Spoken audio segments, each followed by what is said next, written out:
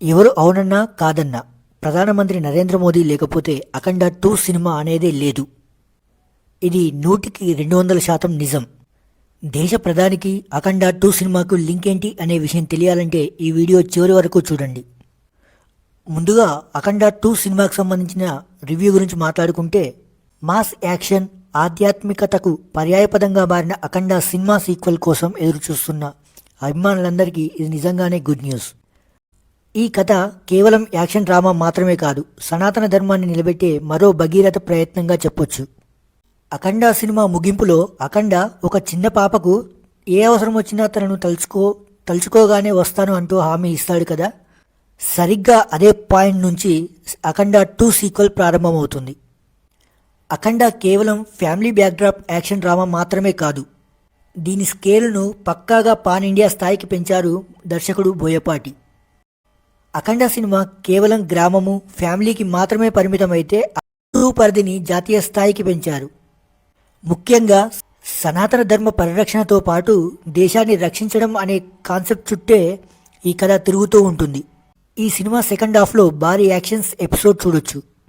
అలాగే ప్రీ క్లైమాక్స్లో వచ్చే ఎమోషనల్ బ్లాక్ ఈ సినిమాకు హైలైట్గా నిలుస్తుందని చెప్పొచ్చు. ఇక నటీనటుల విషయానికి వస్తే బాలయ్య ఎప్పటిలాగే వన్ మ్యాన్ షో ప్రదర్శించారు. అలాగే విలన్గా నటించిన ఆది పినిశెట్టి కూడా తన పాత్రకు 100% న్యాయం చేశాడు. ఈ సినిమాకు తమన్ అందించిన బ్యాక్గ్రౌండ్ మ్యూజిక్ నిజంగా ప్లస్ పాయింట్ అని చెప్పొచ్చు.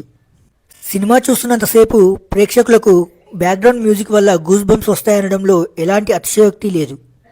బాలకృష్ణ, బోయపాటి, తమన్ల కాంబో సూపర్ డూపర్ హిట్ అనే విషయం అఖండ 2 సినిమా ద్వారా మరోసారి నిరూపితమైంది. ఇక ఈ సినిమా నెగటివ్ విషయానికి వస్తే, అఖండ 1 సినిమాలో బాలకృష్ణ అఘోరి పాత్రలో ఇట్టే ఒదిగిపోయారు.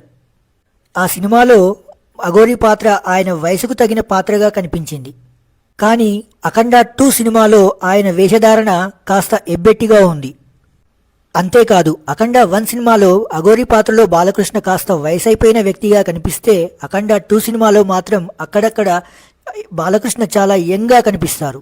ఇది సినిమాకు కొంచెం మైనస్గానే చెప్పొచ్చు. బాలకృష్ణను పాన్ ఇండియా హీరోగా చూపించాలని బోయపాటి బలంగా ఫిక్స్ అయినట్టు ఈ సినిమా ద్వారా తెలుస్తోంది. అఖండ సినిమాలో కనిపించిన హనుమాన్ ఎంట్రీ సన్నివేశాలు తేజ సజ్జా హీరోగా నటించిన హనుమాన్ సినిమాలోని సన్నివేశాలను గుర్తు చేశాయి.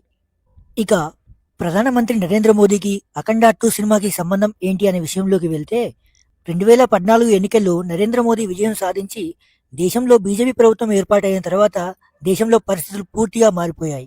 గడిచిన ఈ దశాబ్ద కాలంలో దేశంలో హైందవ సనాతన ధర్మం బలపడింది. ప్రపంచంలో అత్యంత ప్రాచీనమైన సనాతన ధర్మం గొప్పతనాన్ని మెజార్టీ ప్రజలు గుర్తించి ఆచరణ దిశగా అడుగులు వేస్తున్నారు. ఈ వరుసలో నేటి యువత ముందు వరుసలో ఉన్నారు.